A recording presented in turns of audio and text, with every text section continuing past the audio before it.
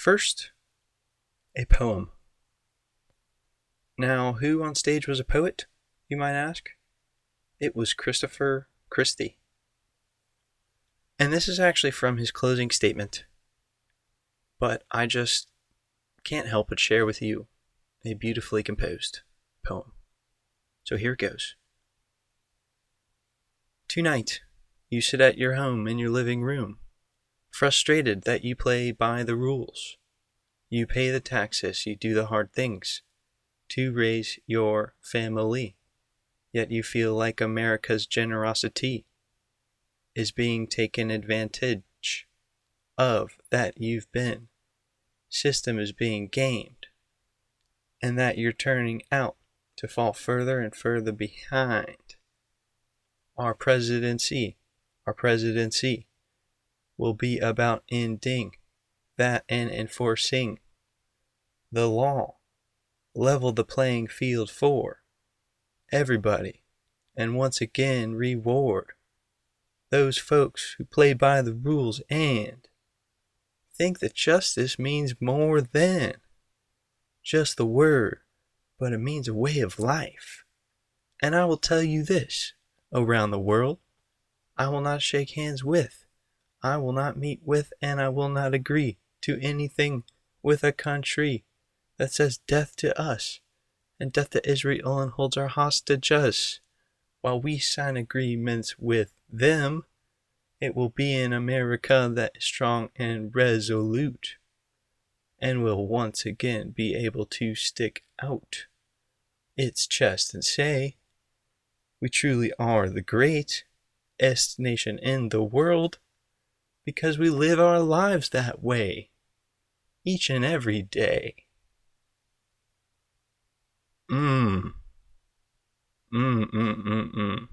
Amen, brother. So that was from Christie's closing statement. That lovely little sonnet. So let's hear from Cruz. What does Ted Cruz say during his closing statement?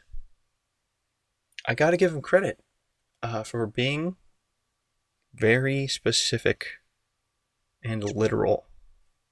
You don't find that, all the time out there on the campaign trail. So Ted, what's going on? You want to know what I'll do as president? It is real simple. We'll kill the terrorists, we'll repeal Obamacare, and we will defend the Constitution. Every word of it. Okay, alright, very factual. Some more facts out of Ted Cruz during his opening statement, describing his heritage, saying, quote, I'm the son of an Irish-Italian mom and a Cuban immigrant dad who fled oppression and came to America seeking freedom. Close quote. Oh, Ted, I never knew that your mother was Irish-Italian. That's a very interesting fact for you to bring up. Yeah, no, the only thing I knew about your mother was that she birthed you in Canada. No mention of that country. But how's Rubio's doing with his sweating problem and dehydration? Rubio says, and I'm also aware that California has a drought, so that's why I made sure I brought my own water. A little joke in reference to, I guess he gets a little bit of the dry mouth when he's up there on the podium. We have a new proposal for a new war. Right, it's about time for the next one. Coming out of Mike Huckabee. It's a very interesting idea. I'm not sure how it would work, but he says, quote, and I would really believe that the next president ought to declare a war on cancer, heart disease, diabetes, and Alzheimer's. Because those are the 4 things that are causing the greatest level of cost. Close quote. Okay. Yeah, again, very unclear how that war would, would actually be fought. I mean, at least 2, or maybe even 3 out of those 4, are heavily caused by, personal habits, diet, lack of exercise. So, I mean, why the war? I mean, does that imply that things are going to get violent? People are going to get yanked out of their beds and shipped off to fat camp? Because if so, I gotta say, Mike, you are probably the second chubbiest candidate on that stage. So, you might have just called a fat strike on yourself. I don't know, though. Trump is a little, kind of bloated. A bit. I think he eats a lot of steak. Carson is asked about his anti-politician statement. And he's basically asked, well, who were you talking about? Was it somebody on this stage? Carson kind of does the classy thing. Like, well, he says, typically politicians do things that are politically expedient, and they are looking for whatever their particular goal is. You know what I mean? And he basically says, I'm not going to name names. And then, at this point, it's still a free-for-all. So Carly Fiorina, she took advantage, hopped on the mic, and just said, Jake, I'll tell you. I'll tell you why people are supporting outsiders. It's because you know what happens if there's been in the system their whole life? They don't know how broken the system is. A fish swims in water. It doesn't know it's water. Okay. She also brings up the stat. The truth is, 75% of the American people think the government is corrupt. 82% of the American people think that the problems that have festered for 50 years in some cases, 25 years. I gotta say, Carly Fiorina, despite the fact that she used the word festered on at least 2, maybe 3 or more occasions, and said the phrase produce results way too many times. I gotta say, Fiorina, she had what sounded like some really intelligent things to say. Substantive. Very, very bright lady, sharp as a knife's edge. And I was really trying to listen to what she was saying. I really, really was. She was wearing like this, it was like, royal blue. It looked like a shirt that was from Star Trek or something. Looked very futuristic. Some kind of synthetic, like a stretchy material.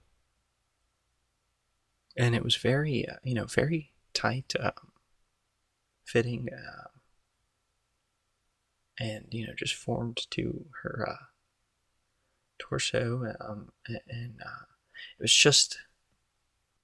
was the darndest outfit. For some reason, I was just looking at her when she was talking, and I was trying to pay attention and just kind of like looking at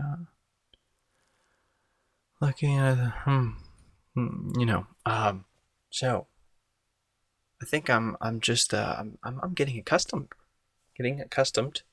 to Carly. She's got mojo. That I will say. So I'm gonna have to, take a bit of a further peek, into her actual policies. We also have another thing addressed that is on the minds of the voters about Bush. He's pitted against Trump. Hey, Bush, Trump says the $100 billion you've raised for your campaign makes you a puppet for your donors. Are you? And we have a classically red-faced, effortful exclamation out of Bush when he says, no, absolutely not. So there we have it. We can confirm that Bush is absolutely not a $100 million puppet.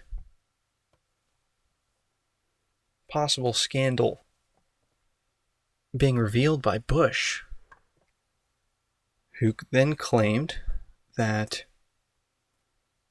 Donald Trump was the corrupt one. Not that he was a puppet, but that he was a marionette. You know what I mean? Saying that the only guy that had some special interests that I know of that tried to get me to change my views on something. Oh, really? The only guy? Continuing though, that was generous and gave me money was Donald Trump. He wanted casino gambling in Florida. I didn't. Yes, you did. Totally false. You wanted it and you didn't get it because I was opposed to. I would have gotten it. Casino gambling before. I promise I would have gotten it. During and after. And I'm not going to be bought by anybody. I promise if I wanted it, I would have gotten it. No way. Believe me. I know my people. Not even possible. I know my people. Tapper says, is there anything else you want to say about this? It just keeps going back and forth. Jeb says, you've got, according to what you said on one of the talk shows, you got Hillary Clinton to go to your wedding. That's true. Because you gave her money. Maybe it works for Hillary Clinton. Excuse me, Jeb. It doesn't work for anybody on stage. I was a businessman. I got along with Clinton. I got along with everybody. That was my job, to get along with people. But the simple fact is, I didn't want to. Excuse me, 1 second. No, the simple fact is, Donald, you could not take. Okay, more energy tonight. I like that. And laughter. And then Trump, look. And Bush is going, I was asked the question. So, Bush is just kind of like calling out to the referee, He's tugging my jersey. And Trump is exclaiming, excuse me. But he's the interrupter, So at the end of the exchange,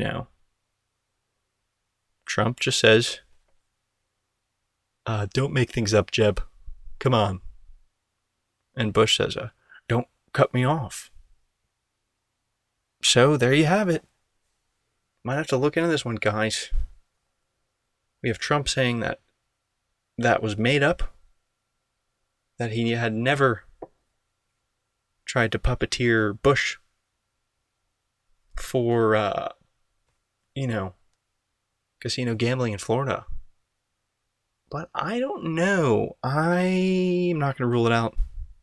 Might have to look into it. I think it's a small world. After all, if Trump's friendly with the Clintons are friendly with the Bushes, they all probably run in the same circles. So, yeah, so then, Rand Paul's attacking Bush for campaigning against medical marijuana in Florida. There's at least one prominent example on the stage of someone who says they smoked pot in high school, and yet the people going to jail for this are poor people, often African Americans and often Hispanics, and yet the rich kids who use drugs aren't. Moderator says, I want to give that person you called a hypocrite an opportunity to respond. Do you want to identify that person? And Rand Paul says, well, I think if we left it open, we could see how many people smoked pot in high school. Big laugh. Pretty good joke there. And then Tapper says, is there someone that you're specifically thinking of? And then Paul says, well, the thing is that, which by the way, I've noticed that about Rand Paul. He's always saying, well, the thing is that,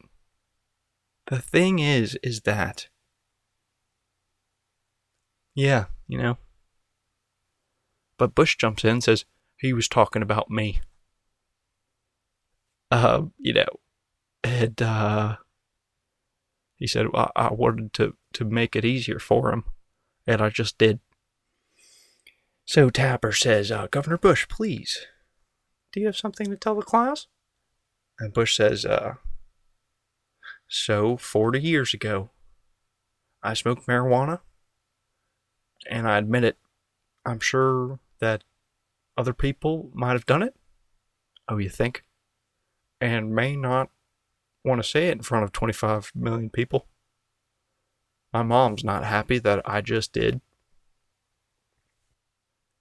And, yeah, I mean, we might break all that down on maybe another episode or something. Federal law versus state law, and then... Oh, but Fiorina had an interesting comment about this, saying, I agree with Senator Paul.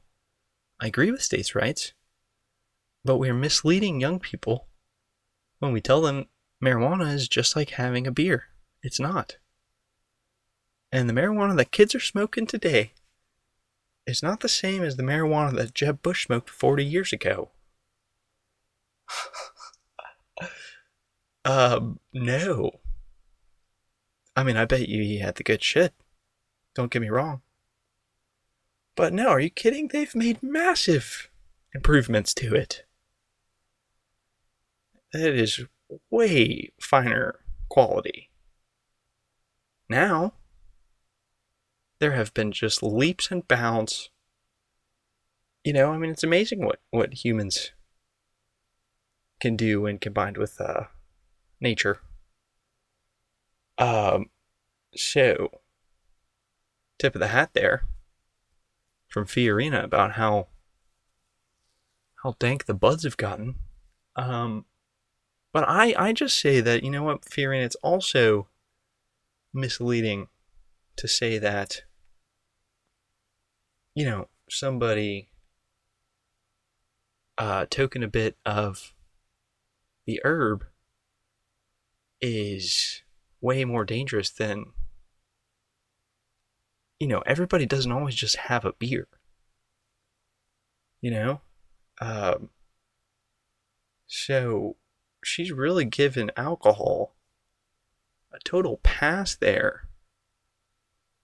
But I've rarely heard of somebody just getting baked on pot and then beating their wife before driving a tractor through a family dwelling.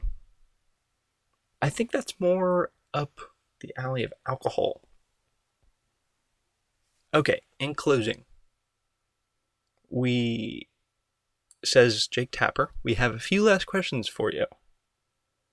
Two of them a little lighthearted. Ooh, fun. All right, so all the candidates are asked.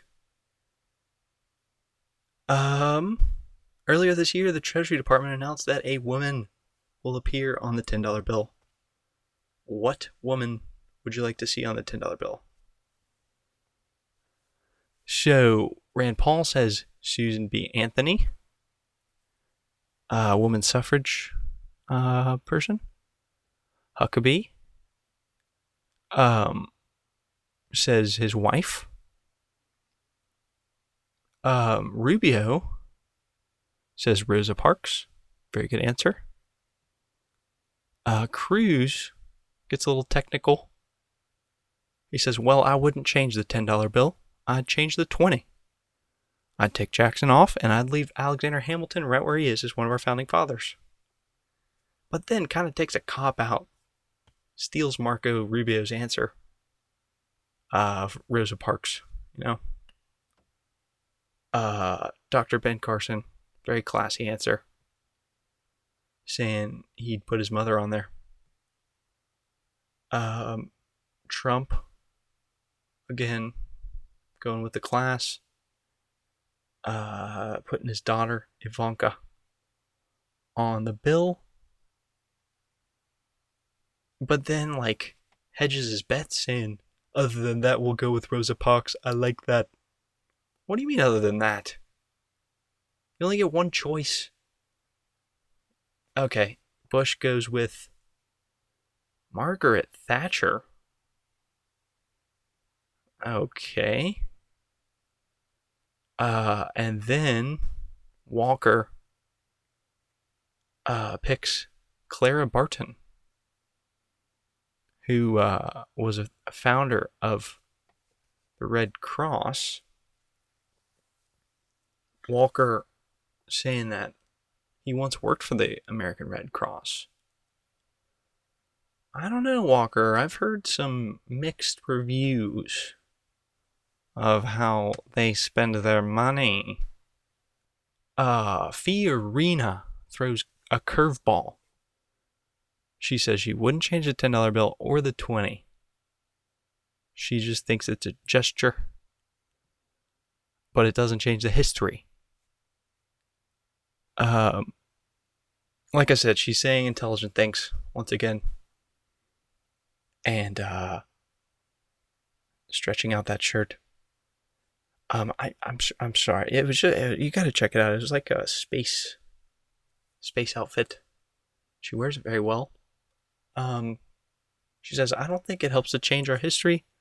What I would think is that we ought to recognize that women are not a special interest group. Women are the majority of this nation. We are half the potential of this nation, and this nation will be better off when every woman has the opportunity to live the life she chooses. Kasich picks Mother Teresa, and then a big name drop, claiming that he met her. Okay, and then Christie, I thought gave a pretty good answer, naming Abigail Adams, the wife of John Adams, who was a founding father and a president. And yes, it's true. We can see from his letters, also known as historical primary documents, that Abigail had a very key role in that White House administration. Okay, last question here. What would everybody's Secret Service code name be? And it is revealed that Ronald Reagan's code name was Rawhide. And Nancy's was Rainbow. Okay, so Christie, I guess he's got like a handicap because he was asked first. He's trying to come up with something. And yeah, he comes up with something. It's kind of bad. He says true heart. And then Kasich says that he has one now. Oh, okay, big deal. And he says, they call me Unit 1. My wife tells me you'll never be Unit 1. I'm Unit 1. You're Unit 2. Oh, Governor Kasich. Trouble on the home front? Bit of a rocky patch in the relationship?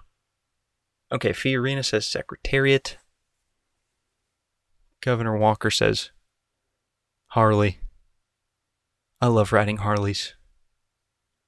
You know, he mentioned his Harley riding habit in the last debate as well. You know, Scott Walker really must think that him riding Harleys is going to get him elected president. Bush said, again, you know, he's like a little child who, like one of those really unimpressive children, but still an attention whore. He says, ever ready. He says, it's very high energy, Donald. He looks very pleased with himself. Because Donald Trump, you know, has been making fun of Jeb for having low energy. And then Trump says his would be humble. Dr. Carson, One Nation.